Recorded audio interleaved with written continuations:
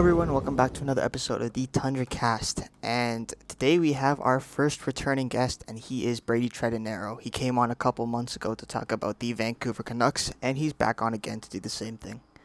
I guess we can start it off. As you said, Brady, things have not been really positive for the Canucks as Right. about a month or two ago, COVID situation hit them very hard. hmm And what are your thoughts on that and what you thought the NHL would handle?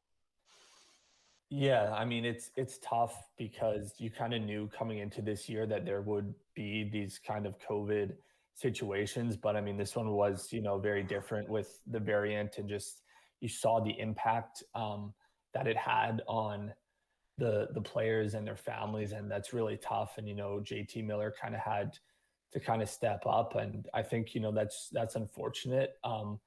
That it came to that. But at the same time, it's kind of hard to point the finger too much at the NHL because, they've got to get through this and they got to play these games.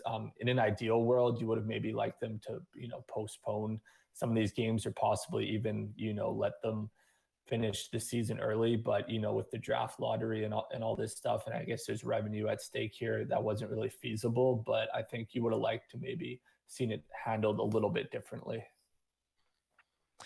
Yeah, because even Coach Travis Green came out and he mentioned that at that point he was just really worried about getting through the night, and he wasn't even thinking about his players. And with that, I doubt it's easy for him and his coaching staff and his players to come back and finish however many games they had left. Yeah, it's really tough. When the focus is just supposed to be on health at that time when you get hit by the variant and how severe it was. But at the same time, I think the Canucks, at that time they were still had an outside chance of maybe sneaking into the playoffs and stuff. So I think the guys, they wanted to play, but they just wanted to be sure that they were healthy and stuff, and maybe just needed a little bit more time. All right, but maybe looking outside of the COVID situation, just thoughts on their season overall. Because when you first came on, it was looking really bleak with the way things were going. Mhm. It hasn't really changed too much. I mean, Nope.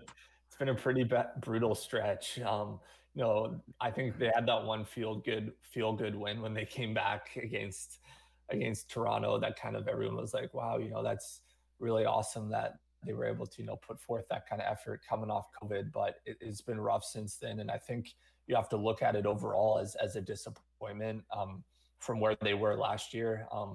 Lost some key pieces. The whole Tyler Toffoli thing is kind of blowing up. It's been rough, and I think there are some positives that you can take into next year, and especially you look at Elias Pettersson. He barely played. He's missed I think almost 30 games now. He's such a huge piece, and there are certain excuses and stuff you can make, but overall it's just been a disappointment.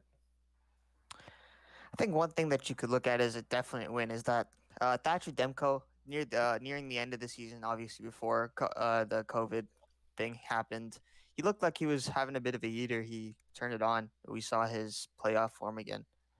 Yeah, and that's huge, right? Because they signed him. He's going to be the goalie of the future, and he was just so good in the bubble last year, and now we're starting to see, or I mean, we've actually seen throughout this year, just how good this guy really is. He's kind of still approaching his prime. Being only 25, he just turned in some really big efforts, and I think that's why with the expansion and stuff coming up, Demko is going to be their guy, and it'll probably be like DiPietro backing them up eventually if Holpe gets taken by the Kraken. But Demko is definitely the future. Yeah, and like with the off season approaching and the expansion draft and the draft in general, what are your opinions on like any upcoming moves the Canucks might make? Yeah, I think it's tough to call this far out, but what I do think is that they're going to be in tough to to navigate some of these. I don't think they're going to be able to make that many moves because of the cap, right? Like they got to get Pedersen and Hughes signed. I think that's going to kind of be the first kind of big order of business, right? Because those are your two key pieces, and then you've got you're still paying a lot of guys a lot of money. So you're going to try and maybe, I think, one thing to look forward to is maybe bringing up, the youngster Pokolzin next year. I think that's something to look out for. But in terms of like trades and free agent stuff, I don't see really too much activity going on until we kind of get an idea of what the two big contracts are going to look like. What would the situation be if Holtby doesn't get taken? Because I think we've established at this point that Demko's the guy, and you mentioned DiPietro might come in as the backup, but he's got a 4.3 million cap hit, and with the two guys that they have to sign, if he doesn't get taken, that might be a bit of a problem for the Canucks. Yeah, especially because I think the fans want to see DiPietro as the backup. He's kind of the young up and comer, potential future starter way down the road. Who knows? But yeah, maybe. I mean, who knows if anybody could use Braden Holtby at this point in his career. I know he has a modified no move clause, so that could be something to explore. It's hard to say if the Kraken are going to go for him or not, because there could be a slew of decent goalies available. But we've seen flashes from Holtby that kind of showed his prime years almost. You kind of flash back for a couple games there. But there's also been some inconsistent games. So I think, it's going to be an interesting situation. I think ideally the Canucks are going to find a way to move on from Holtby. Moving away from a little of the Canucks talk, tomorrow is the playoffs, and we did our predictions yesterday. And what are some of your predictions? I mean, I've been crunching the numbers for the past few days here and kind of figuring it out, probably just like you guys. But I mean, so at the start of the year, I said it would be the Avalanche taking it all, and I feel like I just got to stick by that as my cup pick, because I think if they meet Vegas in round 2, that's a hard series to call. But I really like Colorado's roster. I love the addition they made with Devin Taves, because defense was their issue against the Stars in that series last year. And I think they've made some improvements. But I think we could see some interesting scenarios in round 1. I think the Wild are definitely on watch for a potential upset with how they've played against Vegas this year. And I think, the Habs can never count out the Habs against the Leafs. And then in the Battle of Florida, I would not be surprised at all if the Panthers pulled that one out. Sorry, there's a truck outside. With the I also had Colorado going to the end, but who did you have them facing off against? So I just made a pick. I didn't make the pick of who. But I think at that time I was thinking that the Tampa Bay Lightning were going to be there again. But I've kind of changed a little bit on that, because I feel like Kucherov is I don't think he's just gonna come in right away, and he hasn't played since September. It's probably gonna take some time for him to get up to speed. Yep.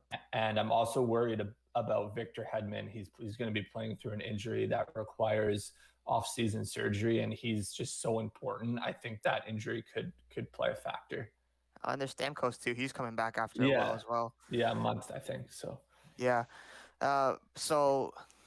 Obviously, I'm gonna guess that you're gonna be rooting for the team coming out of Canada, probably. Well, I mean, in Vancouver, like, nobody really likes the Canadian teams. Like, that's true. Like Toronto, like Edmonton. I think what I heard from just talking with people is everybody's pulling for Winnipeg. Winnipeg's just a good team to root for in Canada, at least around here, is what people I've spoken to. Like, me personally, I more root for players that I want to succeed, and stuff. So that's why, I was really rooting for Ovechkin to get that cup that he got and stuff. So this year, I'd love to see McDavid get some success. I really would. Like, he's just, and you can say the same for like Austin Matthews and stuff. But yeah, I'm rooting for certain players, I think. So out of the Canadian division, who do you think does get through though? I want to say Edmonton, because I really like they're high-end talent, and I think they're a lot better than the team that got upset last year. Because I do think the Leafs are on upset alert. Just the goaltending to me, just I'm not sold on that goaltending. That's why I think we could see Carey Price just put on a show um, and steal that series possibly. So I'm going to say the Oilers right now. Rossi? Um,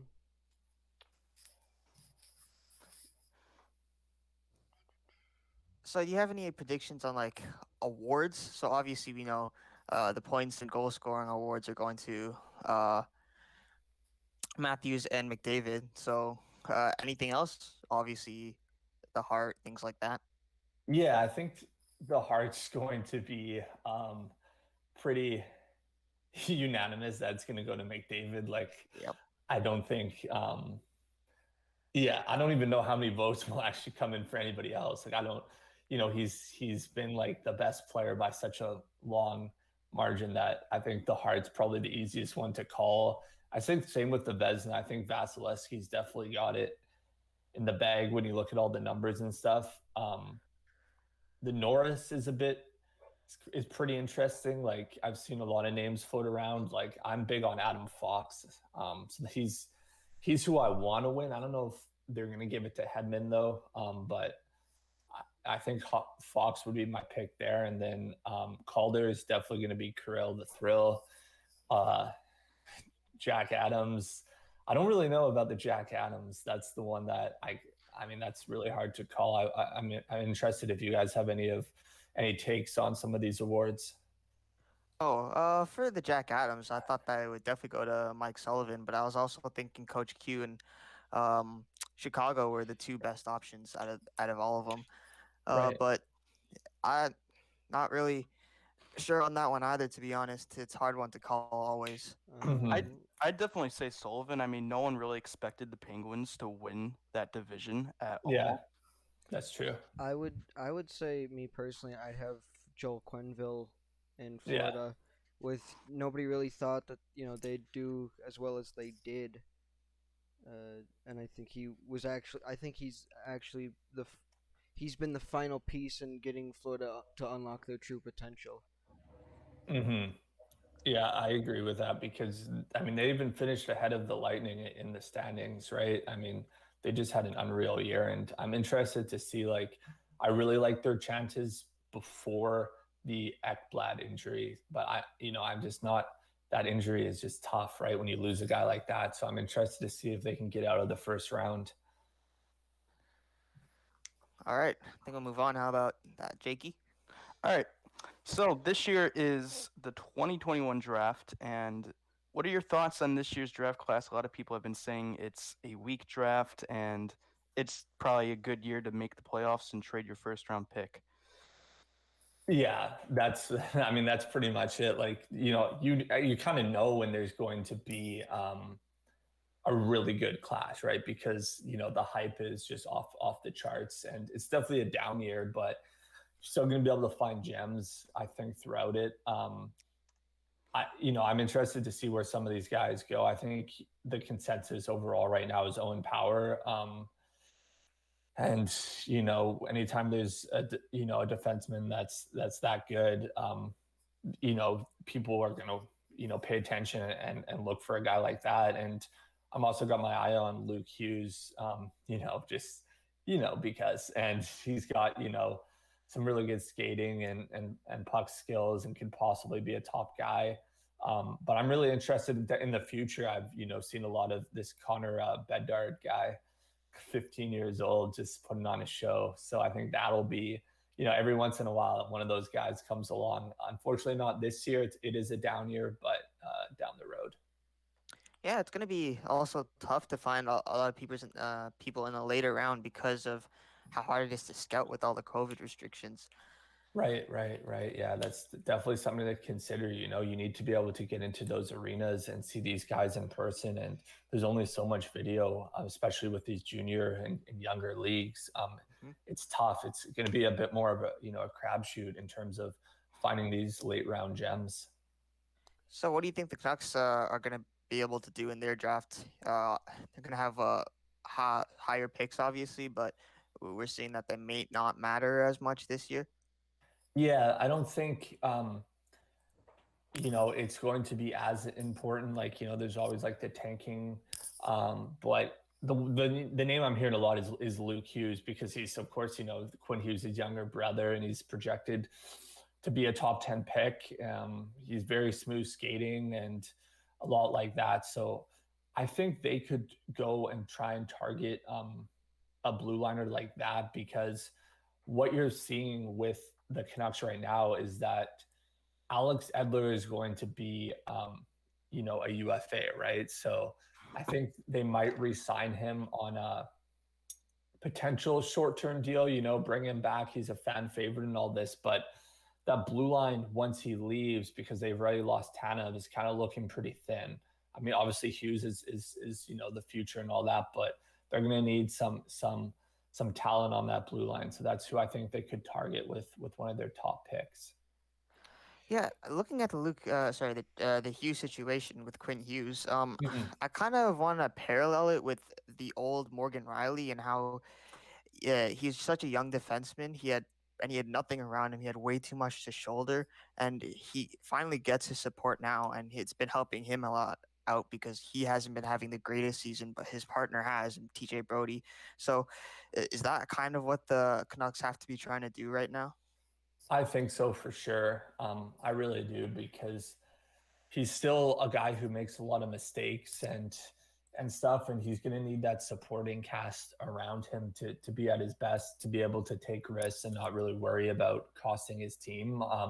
And when he was playing with Chris Tanev, I think that was a good situation, because Tanev's very reliable defensively and could kind of provide that support when Hughes would take more risks and kind of jump up into the play. But now he hasn't really been playing with that same type of presence. He has been, I think, playing with Tyler Myers a lot. So that's obviously, I mean, Myers is kind of more almost like plays like Hughes in a way, in that he likes to get up into the rush. He is a bit more defensively responsible, but I think if you just surround Hughes with a little bit more experience and talent, I think he's really going to flourish. Yeah, I definitely agree with that because Hughes is still very young and he's still very early on in his career. So this I don't think that this is even half of what his potential is yet. For sure, for sure. I think he's got a long ways to go, and I think he's gonna, really become one of the league's, premier defensemen, at least offensively. I think his defensive game is always going to lack a little bit. I think it can improve, but I don't think he's going to become this top defensive defenseman. He's really just going to flourish, I think, offensively. Yeah. So when it comes to getting help for Hughes, I guess not the best thing to talk about when it comes to getting help for Hughes, but what do you think about the expansion draft? Like, what do you think Seattle will take from Vancouver, and how who would you, in your opinion, like to see be taken? Because I know me as a Preds fan, in my perfect world, Matt Duchene would be gone. Um, but who would you like to see gone, or who do you think will be gone? Um, yeah, I think they're going to be able to do a good job being able to protect the defenseman, because Quinn Hughes is going to be, ineligible to be selected, right? So that really gives them enough slots to protect the guys that they want. So I think it's going to be probably, forward, and who they're going to take. And I think most likely the Canucks. I mean, so for me, like I want them to take like a Louis Erickson, right? Like somebody who's just playing, who's playing, who's just eating up all this cap space, and Yeah, not even in the lineup. yeah, But they're not going to take on that contract. And then the other guy maybe would be like a Jake Virtanen, but with his whole situation, that's probably off the table. So I think they're probably going to end up with a guy like Zach McEwen or Yone Gagovich. I think McEwen is probably trending right now as one of the likely guys. I don't know if they're going to be able to protect him, and you just see the way he plays with a lot of energy. He's got some nice potential, I think, in the bottom six to be a solid, just throw your body around grinder, power forward type. Yeah. Do you think Seattle maybe tries to go on like a cup run and tries to do what Vegas couldn't do and try to win it year one? So do you think that they might take Holtby, even though he's kind of shown a bit of, slack and everything? Do you think they might take Holtby just for that veteran presence and experience in the net? It's definitely a possibility. It really is, and I think it's just going to depend on what goaltenders are available out there. I've seen that. We could see that Jake Allen is going to be a likely Kraken pick, and he's obviously been great this year. And heard a little bit about possibly Anton Khudobin in Dallas there, and he obviously showed during last year's postseason just how valuable he can be. So I think it's going to come down to which goalies are available, and Holtby is definitely, I think, one of the better options out there in terms of what the Kraken can get in terms of expansion draft goalies. So we're coming up after Seattle, obviously, on another expansion team. This would be, the 33rd, I believe, team. Uh, so we could maybe see, or do you think that maybe Arizona is moved because of their financial woes, or another smaller team is moved because of their financial woes? What do you think happens? Yeah, I don't know if we're going to necessarily um, see that. Obviously, there's been a lot of kind of rumblings and stuff, especially with the whole Coyotes controversies that have been happening, and with where they are financially. I think, I'd love to see the Quebec thing happen. Mm-hmm. But at the end of the day, like realistically, I don't see, um, I just don't see it. I mean, I know I read something about maybe Houston becoming it, but if my prediction um, is that for at least for the next few years, we won't see a 33rd team, but that's just my prediction. You never know. So you mentioned the Arizona situation. We could see something go down there. So that wouldn't surprise me. Yep. So you obviously said that you really would want Quebec to be the team. Houston seems like the most likely at this point, Yeah. but there's other teams out there in America, in Canada, maybe even that you could go for. Like, do you have any other options that you might want to look at? Um, yeah, I mean, I'd have to think like about that. I mean, I think like Nova Scotia would be something that could that could kind of be Yeah, I it'd be know tough financially. I know a yeah, that team. I know a city in America who's been trying to get a team for a while, and oh yeah. that's Milwaukee. Has been Oh, trying to get okay. a team Yeah, Wisconsin. in the National Hockey League for a while, and the only reason they haven't gotten it yet is because Chicago owns something about like the zoning or whatever that keeps them from owning a hockey team. So maybe Oh, if that gets changed, we could see Milwaukee getting a an NHL team. okay. Um, but do you think that maybe 32 is the best number for teams? Because 33 is kind of, in my opinion, getting a bit crowded.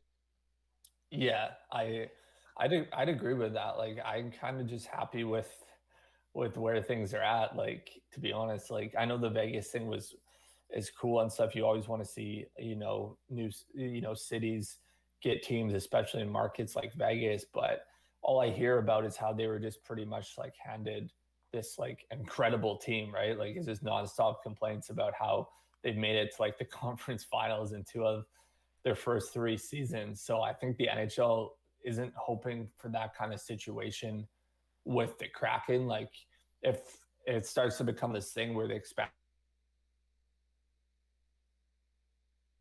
is just doesn't really seem fair to some of these other teams that had just struggled when they were starting. I know some of the rules were changed. I don't know all the specifics about how they're making this expansion draft a bit different, but I'm pretty content with where things are at in terms of the amount of teams. Um, the thing about with Vegas is when they had their expansion draft, we thought the only two like really good players that they'd be getting were Neal and Fleury, but then out of that, these uh, I wouldn't say no names, these third liners, fourth liners that came out of Yeah, nowhere, and they Yeah, started to play smaller like names. they started to play like superstars. Yeah, Uh, William Carlson, who was like a fourth liner, just tore it up. yeah. Marcia. So I think that they turned it like the misfits. I thought that was pretty accurate in terms of Yeah. these guys. Yeah, it's crazy. Yeah, I don't think anybody like necessarily predicted it, but yeah, it's still they still got a lot of talent, and how they were able to get like Mark Stone and stuff is pretty cool. all right, guess we'll move on, Jakey. Okay. So what are your thoughts on this year's playoff format? Um, I think they did they're doing what they can with what they have, right? It's obviously a unique year. I wasn't, huge on kind of the return to play as well. I just like it how it is. Like I want it to kind of go back to the how it was originally with like the Eastern, the Western, the 1 versus 8 and stuff. So that's what I hope for it to eventually go back to that. But I have no problem in this unique year kind of doing it how they're doing it. I think it's good to reseed based on points in the Final Four, because that's that gave these teams like Colorado and Vegas something to kind of play for in this final stretch. It made the games more exciting. Uh, yeah, but with we're probably not going to see a bubble with all the players in all the teams in America. Sorry, they're getting their fans at this point. Uh, but in Canada, do you think that they move these teams into the states because so that their games can be watched, they can bring in extra revenue, or do you think they just stay here in Canada? I think that's that's up in the air. I think I do think in terms of the revenue and stuff. Like I know they're losing just a ton of money overall, and limited capacity does definitely help that, but it doesn't it doesn't help it tremendously because usually these buildings are packed. So I think like if you can get some of these buildings up to kind of full capacity, we could see that thing with the states and whatnot. But I do think they're probably going to end up in Canada. And do you believe with a with Canada not being able to have fans in their arena and America having fans in their arena, do you think that might be a big disadvantage for the Canadian teams when they get to the Final Four? Because obviously we know how much of a huge game changer fans are in the arena. 100%, 100% for sure. Like take Vegas, like that's such a hard environment to play in. Like all these like top teams, like it's so hard.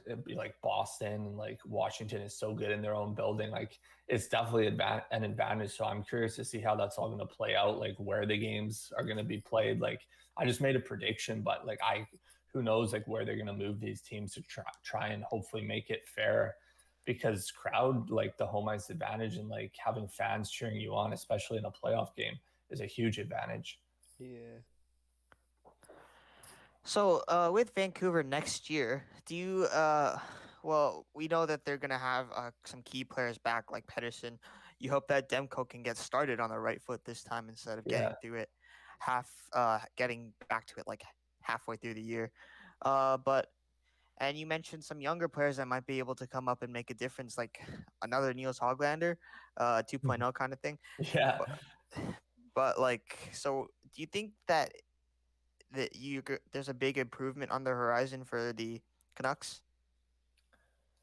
I think there could be a slight improvement, but the way it's looking, I think it's going to be another tough year, at least next year, um, just because of how things are playing out with the salary cap, And they do have some UFAs coming off the board next year in some of these guys. You've got, I think that's when Ericsson's contract comes off and Beagles, if I'm not mistaken. So I think like this year, what we're going to see next year is going to be a fairly similar team with some of these young guys hopefully making an impact, like Pokolzin. But when you look at the division, because it's it'll be going back to the normal divisions, I think it's going to be really tough. Like the Ducks, I think, have gotten a lot better and are trending in a good direction with these young guys like Zegras and stuff, and then the Kings with Byfield. And it's just going to be another loaded division. And the Golden Knights have owned the Canucks in that division. So I think, unfortunately, my prediction is it's going to be another tough year for Vancouver next year. Does anyone else have anything to say? Because I think we've gone about half an hour at this point. Okay. Do you think? So is there anything else that you just want to have it to end it off? Because I think we're out of questions for you. No, I mean, I think we we covered a lot of ground there. I mean, I do want to say, like, I'm really excited for these playoffs. I think, it's always one of the most exciting events in sports, especially the first round. It's just crazy. You never really know what's going to happen. And yeah, I'm super looking forward to it. And I'm hoping everybody who's listening to this can kind of enjoy that during this crazy year. All right. Thank you so much, Brady. Yeah, no problem. I appreciate you guys having me on again. We appreciate you coming on again, too.